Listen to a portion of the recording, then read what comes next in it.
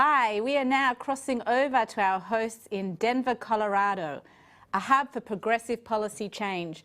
In 2012, Colorado, along with Washington, became the first state to legalize the recreational use of cannabis. And in May of 2019, the city of Denver passed the historical Initiative 301, which decriminalized psilocybin mushrooms. Unlimited Science's founders were part of that campaign and birthed their psychedelic research non-profit in this great city. Their first priority is a prospective observational research registry utilizing the prestigious academic institute, Johns Hopkins. I will now hand this over to Del Jolly.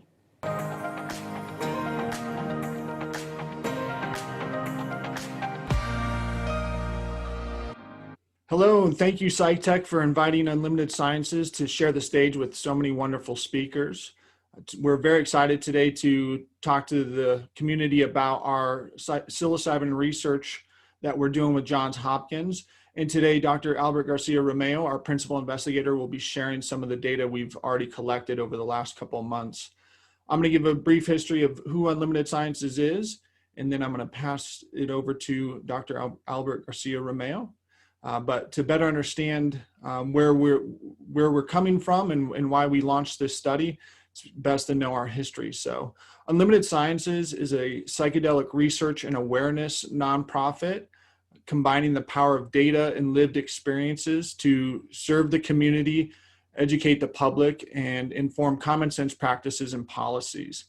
Our co-founder, Heather Jackson, started The Realm of Caring, a cannabis nonprofit, in 2013, and she did that because her son Zakai had a rare form of pediatric epilepsy called dosage syndrome, and she was using cannabis to help with his seizures.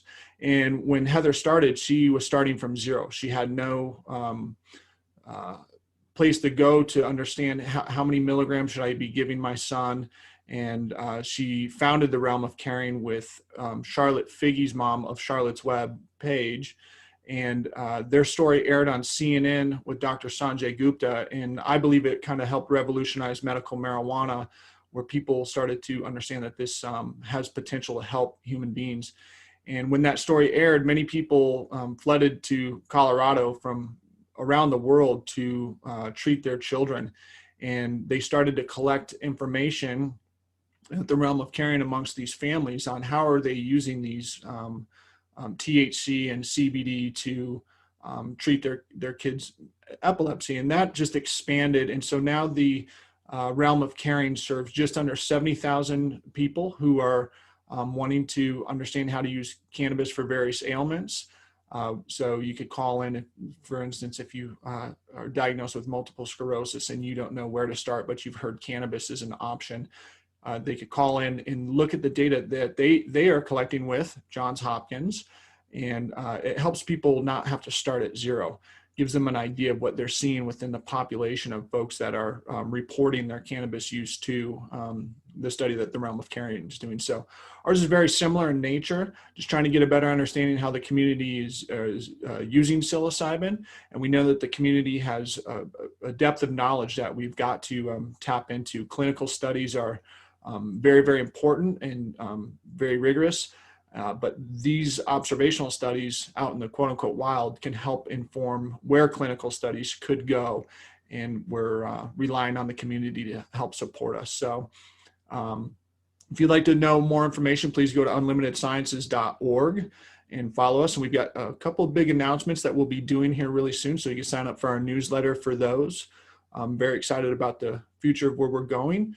And I'm going to turn it over to our principal investigator, Dr. Albert Garcia Romeo. Thank you, guys. Sure. 1, 2, 3.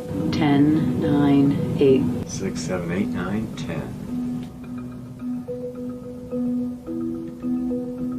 In general, our survey studies can't capture that kind of information. And so this is a unique opportunity for us to provide new information about psilocybin that could be really valuable in our understanding of it. And to have such a deep personal experience and to have that person feel that this is let them check into themselves so deeply and to wrestle with some issues in their life, and they see this psychological value of undergoing this type of therapy.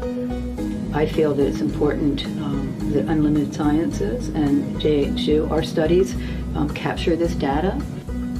You know, we've been interested in understanding what happens in those naturalistic settings when people are using psilocybin. We're trying to characterize in this specific study prospectively what the kind of before and after of these types of experiences are for people. If you're interested at all in the nature of the human mind, how could you not have an interest in what people are saying about psychedelics, especially in carefully conducted research? If you don't have integration where you take it into your daily life, then it just becomes an experience. Please join us. Please go to unlimitedsciences.org to enroll in our study.